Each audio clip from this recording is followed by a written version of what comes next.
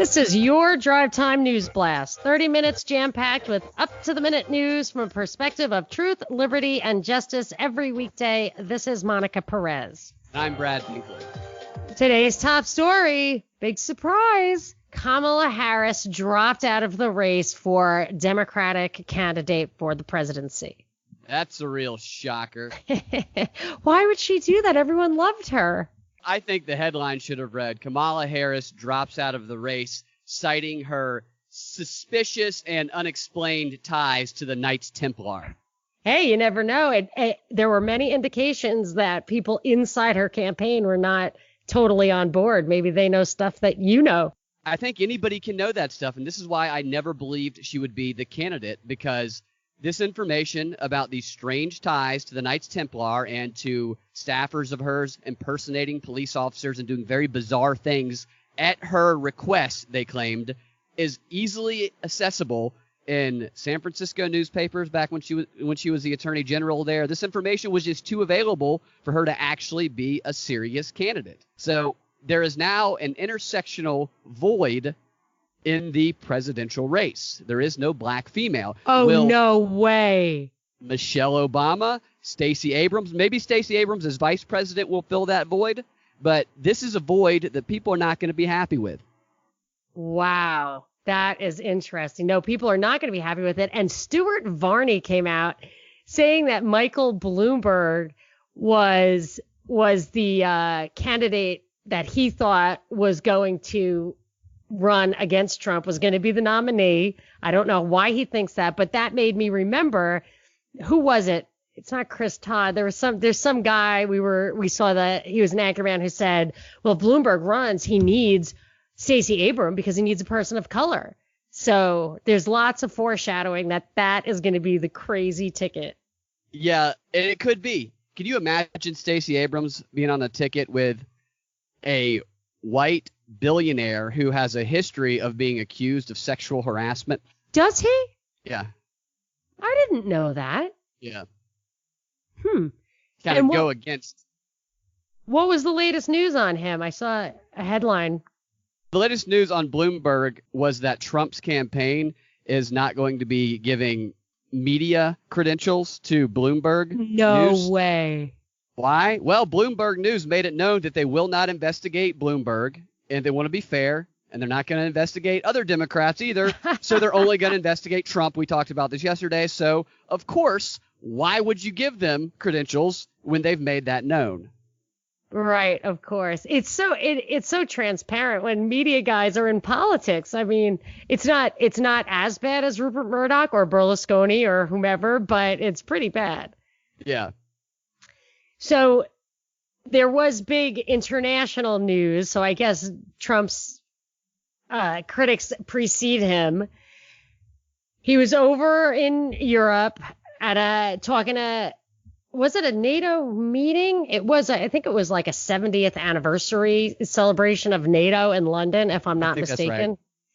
And he called out Macron, the French president, for saying in an Economist interview not too long ago that NATO is undergoing brain death and that they need to realize that they can't count on the U.S. and all this kind of stuff. And Trump mouthed off to him about that, which people are pointing out is a contradiction for Trump because he mouths off about NATO. But it seemed to me like very simple role reversal or reverse psychology, where the goal of Trump and I think Macron as well is to get NATO to increase their defense spending. So the United States takes up the slack on NATO defense spending. So if they could get them to up it, we're not going to cut back on defense spending. We're just going to. So when you look at a chart of the world defense spending, the U.S. is half of it. And then our allies are basically half of the other half. And this would make that even more lopsided. So, but I think that there's an underlying issue here that has been the problem for 100 years, basically. The UK and the world, the islands around the world island, which is Eurasia, does not like it when Germany and Russia get along. Germany remains an industrial powerhouse. Russia has all those resources. And just as far as landmass goes, Russia has so much landmass, like world landmass around that continent that has all overland trading. It's like there's a theory behind like the British Empire of how to dominate the world, and you have to keep the Eurasian landmass divided. And that could be what the basis of World War I and World War II were about. So they want France to take leadership of NATO. I believe it's to take it away from Germany. And that's something that the U.S. and France are both into right now. Interesting. I did see a foreign policy article about a month back that talked about who was going to take leadership once the United States stepped back, and they talked about France and Germany sharing it. They talk Germany about being that the military power. Yeah, I've seen that before. Like, that's interesting that came up right now. I think that the problem remains over and over again. Trump called out Germany to Zelensky. He's referenced Germany by name for even talking to Russia about using their natural resources. He just does not. He wants to cut Germany off, but Germany, to the extent that it's run by people who haven't completely sold out to the outside world, it would not be in their interest to cut off Russia. They're so close to Russia, like physically. It's better than getting liquefied natural gas shipped over from the United States. Just have a pipeline. I mean, these things are important. And I think Germany hasn't given up that lever of power yet. And I think that the West is kind of trying to shame them into that. I would watch out for that. And the other thing that was happening over there is Boris Johnson is facing an election December 12th.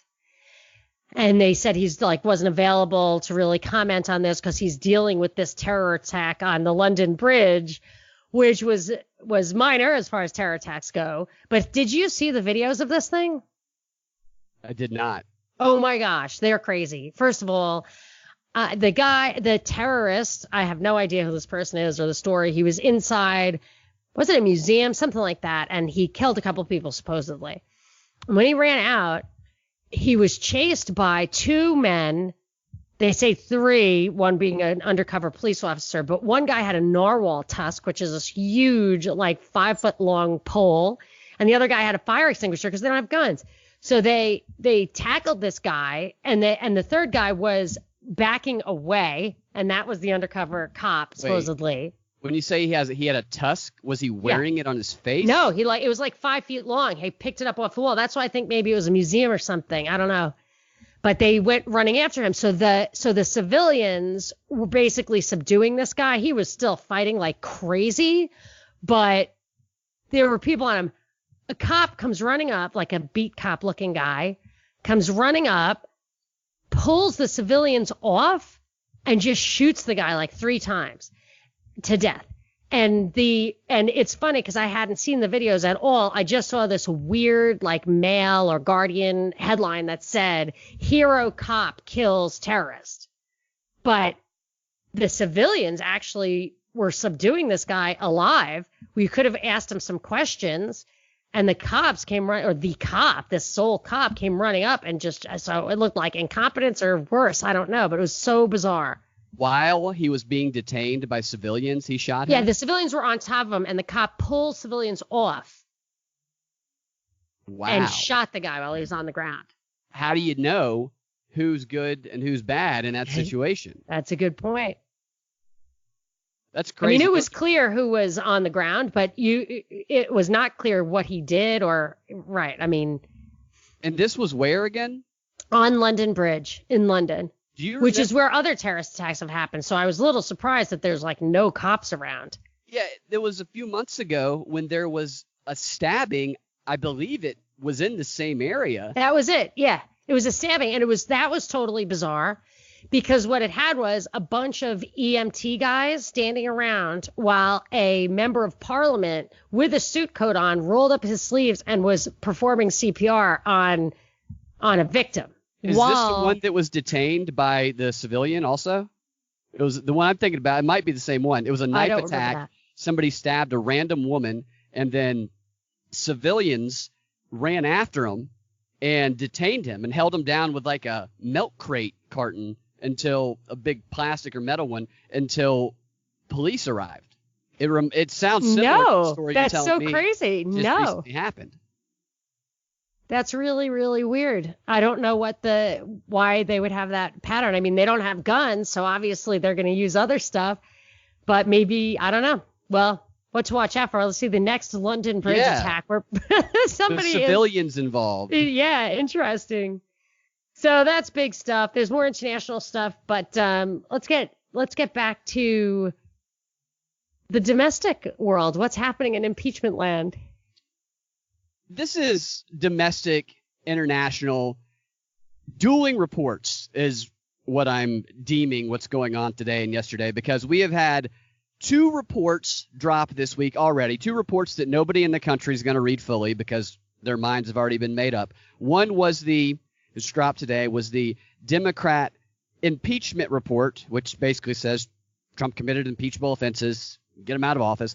But yesterday, preempting this anticipated report by the Democrats, the Republicans pre-buttled this report with a report of their own, basically saying that everything Trump said about Biden and his interest in Biden's son and his activities with Burisma were justified, and that looking into Ukraine was justified. So everybody just formalizing the position, the 2 narratives on the left and the right put into a formal documented script.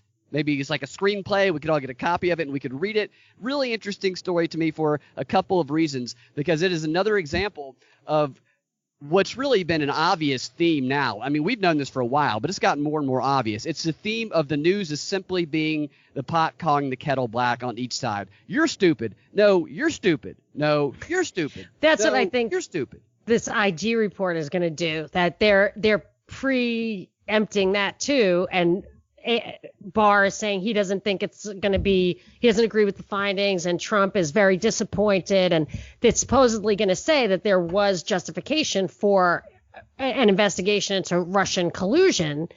But I have a feeling that the IG report is just going to add to the confusion. It's not going to have any credibility. It won't be replete with evidence. Yeah, there'll be no credibility, and that's something else I was thinking about with this story that's really interesting to me, just the use of language, just calling it a report, because we trust a report. How do you know it's true? Well, it's in the report. It's got to be true. It's in the report. It brings authenticity simply by labeling it as that, when in reality it could be scribbled by a 3-year-old baby, labeled a report, and we trust. Like Comey, covered in his own tears with a crayon in his car. Right, exactly. That was the basis of the Mueller report, was 302 reports. 302 reports. Finding in his car, memorializing what he remembered about his really fantasy-type interactions with Trump.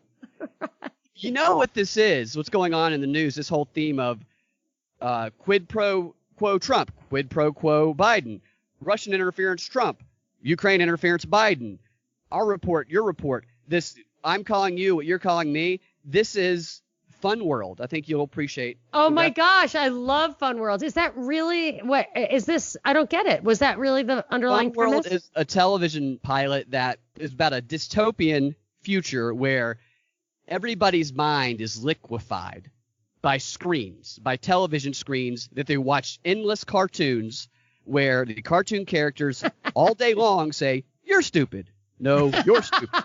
No, you're stupid. No, you're stupid." And the people, their brains melt and they never leave their couches. That's really funny. That's what's going on. If there's only going to be one show, that's the show I want to watch. It's simple. Me too. I'd love for that to be a real show, because I was in the pilot, so it'd be fantastic. It was a great, great pilot. I would love, love, love to have seen that. It was ahead of its time. I saw the director recently. Way ahead. It is what's going on right now. And there's a greater point to that, too, because what this type of narrative and dialogue does is it stupefies us. When it gives us these 2 simplified talking points that are just, you did it. No, you did it.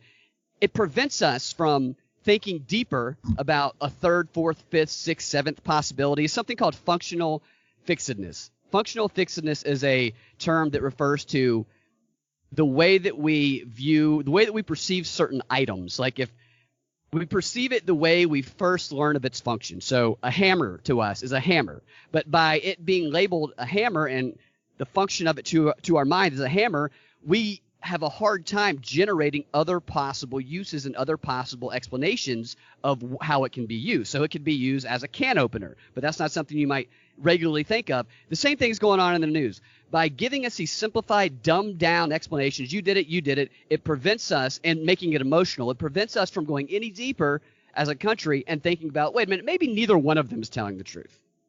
Also, it tends to give equal weight to everyone's opinion, yes.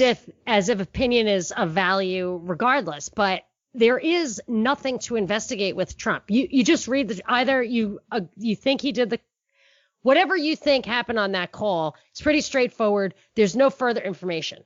With Biden, it looks to me like an international corruption ring that involves oligarchs, energy, finance, the IMF, Kerry, Biden, China. I mean, the people who have gone to jail for similar kinds of fraud are, or at least convicted of it, are involved in this kind of stuff. It requires an investigation. There are dueling investigations in Ukraine, one by a U.S. federal and Soros joint venture against corruption, and one by Ukraine against corruption. I mean, there are real questions. And Ukraine has complained that our circus is interfering with their investigations into corruption over there. Yeah. CNN's article about the Republican report talked about that. And the whole article, the point of the article was to basically say, this report, this obnoxious report, how dare they? They claimed that all of the Biden stuff was legitimate and should be investigated. That's just nonsense, and you're crazy if you think that. And it just talks about how it's an insane theory the whole time while never supplying any evidence of anything that's debunked. In fact, it quotes the Republican report twice, and the things it quoted were both true. So it calls the report false the whole time. Like that clip that you played for us where the reporter shows up at the CFR and says they said it was debunked, but it wasn't debunked. Isn't that fake news? Yeah, exactly. Right. That was an episode, I think, 186, which people are going crazy for, Binkley. They love that. They loved what you pulled for that. So I encourage people, if you haven't gotten to it yet, to do so. But and this is the thing. It was like Pizzagate. They did the same thing. They were like, we don't want to investigate this because it's preposterous. But that's when you want your day in court. And I actually don't know about Pizzagate, but the way it was handled kept it going and made it worse and made it totally unresolved, which is what this is doing. So it's keeping it alive as a political smoke and mirrors act without ever getting to the real corruption. And there is real corruption here. I don't know who's in charge of it, but Kolomoisky is being sued in civil court here. And who knows what other problems he's had. He's been in exile. I mean, it's not cool. Yeah.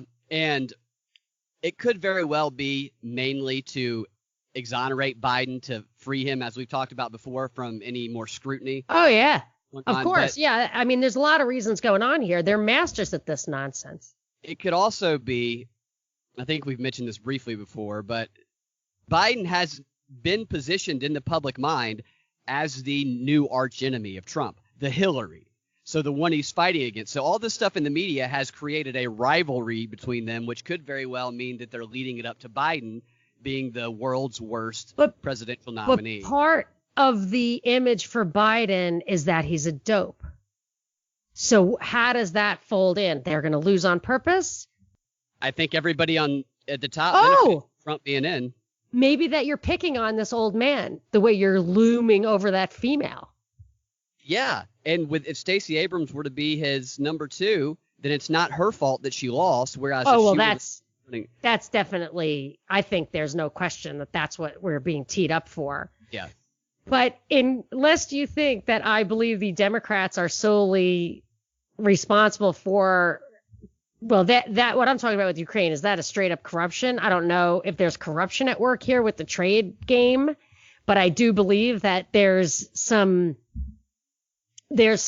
stuff going on behind the scenes with the trade war, whatever you want to call it. One is that, first of all, the stock market was affected today in a negative way because Trump said, I think I might wait on the China trade deal until after the election. And people went nuts, whatever. I actually wonder if that he's really waiting for after the USMCA, the North American trade deal, to use as a template, because that borrows heavily from the Trans-Pacific Partnership, which people objected to and Trump scrapped, borrows heavily. So if he gets this thing passed just in North America, I mean, the next step is to push that west to China. So it's quite possible they will use this as the template for a China deal, which will mean that all his China stuff was really another type of smoke and mirrors. And the USMCA thing is continuing. I mean, they're horse trading that thing. This is policy getting done. It's not getting the kind of press that this dueling reports are, but the Republicans are going to give in a little bit on intellectual property protection for big pharma, and so they're horse trading now. This thing is going to get done. And there's something else about trade that I find interesting. But if what is it? Yeah, okay, great. I never know if people care about this stuff. So there was an article today on the cover above the fold of the Wall Street Journal talking about the steel tariffs being finally implemented against Brazil and Argentina. They had a reprieve a year ago, but they're back with a vengeance. And a couple of other things were announced at the same time. A huge steel deal. Huge. So a big iron ore pellet producer bought a big steel manufacturer, from what I can tell. And that they so that was, I think, I forget what it was called. But Cleveland Cliffs bought AK Steel, and AK Steel, the selling price was half of what it would have been a year ago. Like, the price of steel is plummeting. And I'm like, well, how can that be in the face of tariffs? So I started investigating a little bit. The demand for steel is absolutely plummeting. So their industrial and auto uses for steel are declining. China is kind of keeping it afloat a little bit, but I remember reading a book by William Engdahl, who I love him. I find him really compelling, very logical and educated. And he was saying that our economic indicators are all baloney, basically, that the most important economic indicator is steel demand. That you just don't have a growing industrial society without demand for steel. And I think all this steel tariffs and stuff is just a way to try to keep steel prices up, even though demand is just bottoming out. Now, another thing I noticed when I was investigating, and I was trying to find that quote from Engdahl about how important steel demand is, I couldn't find it. It was in a book, and I was searching on the internet. But he wrote an article, and it absolutely, like a year or two ago, absolutely echoed something that I had been speculating, which is that the reason we want to return our steel capacity is for military purposes. And he's very thorough. So he examined the military procurement report, and there were 300 identified gaps in our ability to build up our own military. And that's why you kind of need to restore. It's really what I was thinking. I'm not saying it's true for sure, but it's quite validating to have somebody like Engdahl, I think actually come up with research that supports that this is a real need our military has, of being able to manufacture and fill their supply gaps from within. So that indicates that that's, if you don't expect any wars or anything, you don't care that your sourcing is global, but a military really needs to have sourcing domestic or on the scene of where you need it.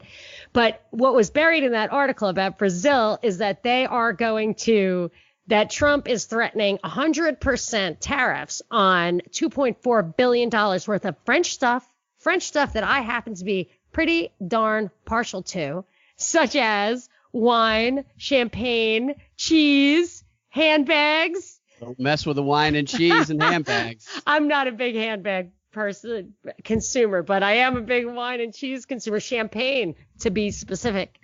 So, and champagne all comes from France. I was very upset. And they're doing that to retaliate against France for having a digital services tax, which isn't even a tariff. It applies across the board, but it disproportionately it discriminates against, that's what it said, it discriminates against that oppressed minority, Google, Facebook, and somebody else. And what it is it's a 3% tax on French revenue for roughly for companies, billion-dollar global companies, any billion-dollar global company. Not fair to those companies. So I have to pay double for my champagne, which is practically a necessity, especially at this time of year, so that Google doesn't have to pay tax in France. And I think that's fair. I pray for Google to have to pay less taxes every single night. In France. Only in France. And around the world. No, it's really not fair. This is enough to make, like, my daughter's learning about socialism in school. And it's enough to be like, socialism, fascism, they just mess with supply and demand. Like, you can't have it. You just can't have that. Oh, what you said about the steel, that raises the question, what will be done or is being done to create that demand out of nowhere? Not out of nowhere, but if the demand's gone down, they're going to have to do something to stimulate it. So what will they do? Some sort of false flag or some sort of economic thing? That's something to look out for. Yeah, that's true. One thing they'll do is increase military. They can actually just increase military spending. And given that Trump is the one who got rid of the sequester that the Republicans hard won against the Democrats, just blows my mind. No one ever talks about that. I had to look it up like 4 times because I was like, that can't be true. Nobody talks about it. They would do that. You know what else they can do is like lowering interest rates will always help, like auto sales, maybe federal school loans for kids to include cars. I don't know, although they seem to be moving away from that for this Uber thing. To get driverless Ubers and stuff, but that could be a longer term thing.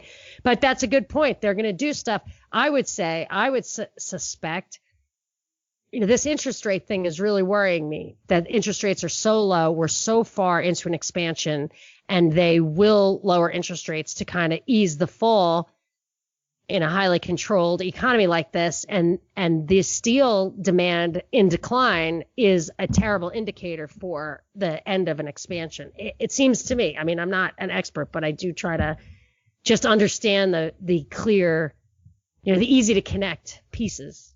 Yeah.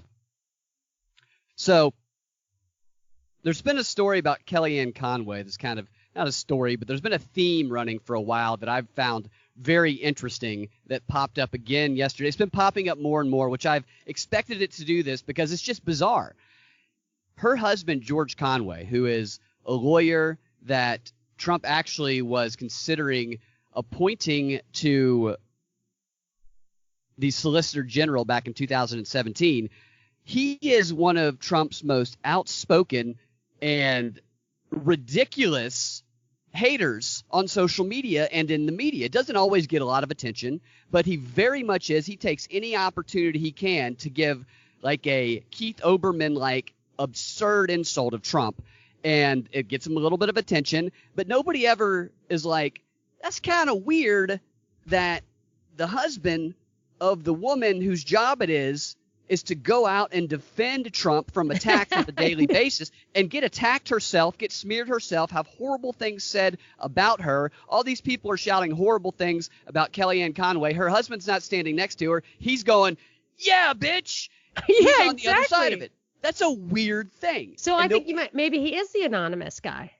Well, he's not inside the White House. Yeah. The anonymous person's inside the White House. That's why I suspected that perhaps Kellyanne Conway is. I don't know, but something's happening here. There was another story about this yesterday or late last night, and this is the first time where he has crossed the line and directly mentioned her. Usually it's just a general attack of Trump and his administration, clearly inferring his wife at times. But this time, all right, here's what happened.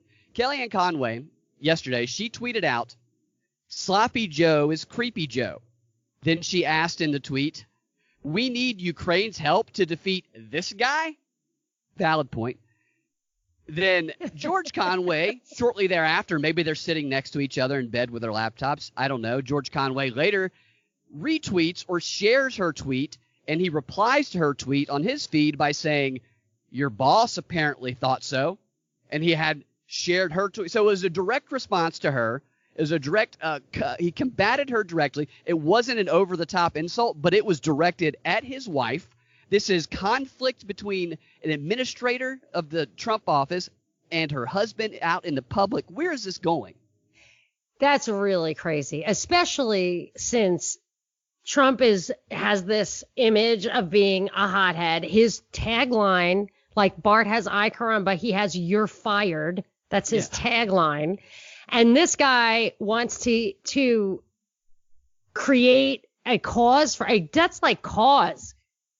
I mean, that really could be cause for dismissal. Yeah. It's just so because bizarre. she has confidential information, which she is obliged kind of by law or morality or whatever. You're not supposed to keep secrets from your spouse, So he clearly is oppositional, like the way Lisa Page is, and yet they're going to let that slide. Kellyanne Conway seems to me is Trump's absolute handler. She's also out in the world, which is kind of, I don't know, maybe there's something else going on there. I thought Bannon was, but Bannon and Kellyanne Conway work for the same guy, Mercer, I think. Yeah. So who knows where that's going? I don't know what George Conway's background is, but it feels Harvard, like the Yale guy. That's all I know. George Conway went to Harvard and Yale. Yeah. Harvard undergrad, Yale Law School. Mm-hmm. Because Yale Law School is the That's shizzle. the one. Yale Law School is the deep state itself. The deep state of law schools. Yeah. Yes. It would be like kind of if your husband was the most outspoken critic of the propaganda report online. That would seem to be a conflict of interest. More to the point if the propaganda report were an outspoken critic of his boss. Yes. Like that would just be stupid. I just out of common courtesy, I would never do that. Yeah. You know what I mean? Like who would do that? Like the guy's writing your check. Like why would you do that? They clearly have some sort of strategy going on. I'm interested to see what unfolds. You had something about China and Denver that I was curious about. Oh, it's kind of long, so I'm thinking maybe we should do it tomorrow. Yes, but you know what? Do it tomorrow. That reminds me of that it is Share the Show Tuesday. Share the Show Tuesday. And what I want to do, it's very important to share the show and get some momentum because we talked about it, and correct me if I'm wrong, but if we hit a certain critical mass on this show, we are considering introducing premium content for Patreon. But we need to hit critical mass. So if you share the show, the sooner we get to critical mass, the sooner we can offer like extra stuff. Wouldn't take anything away from anyone, but we could go 45 minutes and maybe give a little extra. Absolutely. What do you think? Is that crazy? Am I jumping the gun? I think it's a great idea, and we But are that's working why towards it. It's really important to get listenership up so that we can qualify for those plans that allow us to kind of, just easily feed that stuff through and tiers and all that. But thank you very much for everyone who does contribute. But today, I'd love you to share the show on social media. And also that person at Thanksgiving, you said you would love to listen to the Drive Time News Blast. Send them the email. Send them the Drive Time News Blast right now. Don't forget. Crazy uncles probably love us. So crazy uncles do love us. That's true. That's what I am. I'm a crazy aunt. I wore Dinosaurs Never Existed was the T-shirt I wore. Oh my God! I just wanted to stir up the pot. Of course, a provocateur in your own home. I know. Just like George Conway. There you go. You can find your Drive Time News Blast every weekday afternoon at 4 p.m. on the propreport.com or your favorite podcasting platform with the Propaganda Report podcast feed. We will talk to y'all tomorrow. Enjoy this wonderful music from JJ Boogie.